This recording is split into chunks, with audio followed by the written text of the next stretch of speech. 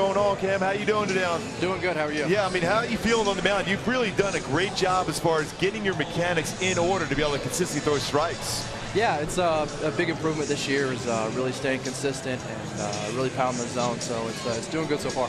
You know, Cam, you hit scope with that pitch, but you're able to come right back. That's not an easy thing to do. How were you able to get right back and focus on throwing a strike the next pitch? Yeah, it was unfortunate, but just kind of shook it off and knew that it was just a slip out of the hand, and I just knew I had to come back right there and make some more pitches. So. And Cam, how cool was that going in there into the dugout after you got through that inning? You had 3 strikeouts, and Matt Shoemaker right there for you to give you a big hug. Yeah, man, I was pumped. I was glad I could help him out. You know, whenever you get a chance to come in with some guys on and help the next guy in front of you out, it's a big thing to do, and I'm just glad I could help. Well, Cam, keep it going, man. You guys are starting to play some really good baseball. Congratulations on tonight. That's right. Thanks a lot.